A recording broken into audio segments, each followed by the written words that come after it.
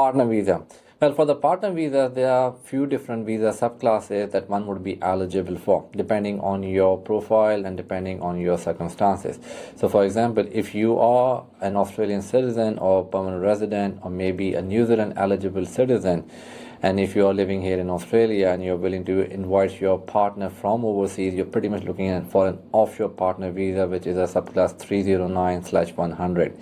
In case if you are engaged and then looking forward to get married to your partner who is offshore at the moment, then prospective marriage visa, which is a subclass 300 visa, is or would be another option for you.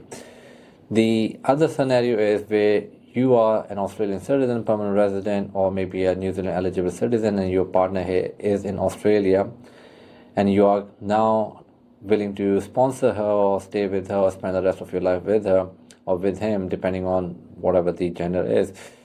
You then would be looking at for the subclass 820/801.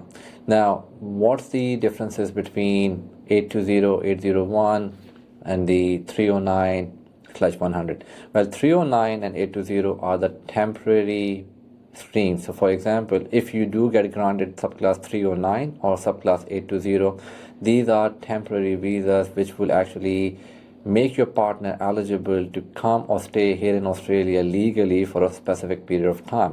This is usually for 2 years, where the department actually give you the opportunity to continue your relationship, spend some time, and hopefully things get along well. If that's the scenario, you will then be granted the subclass 801 or subclass 100, which is a permanent partner visa. In case if you are considering of having a prospective marriage visa, which is the subclass 300, then obviously you will invite your partner to come and stay here in Australia, spend some time, and you can then register your relationship after getting married here in Australia, and continue with the subclass 300 visa, which obviously can then go to the permanent visa option. Now, there are obviously different requirements for all these visa subclasses, like the social aspect, the financial aspect, the community aspect, where you will have to show that you're not only living together, but you are actually in a genuine relationship. Now, to prove your genuine relationship, there are a number of different requirements. For example, you're having a shared household, share utilities, you're having a shared social group, you're traveling together, you're living together. But most importantly, the main thing which the department look into it is the genuine intention, if the relationship is genuine.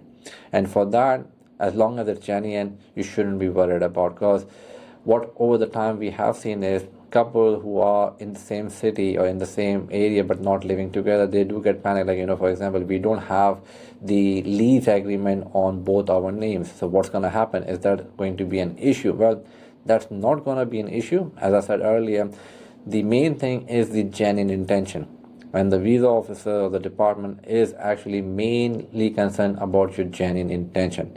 So if you are looking for applying for the partner visa and you're not sure what documents, evidence requirement would be required, this is where a registered migration agent from Edvise Hub can help you. So book in your consultation, give us a call, and we can definitely have a look and assist you with the overall partner visa application.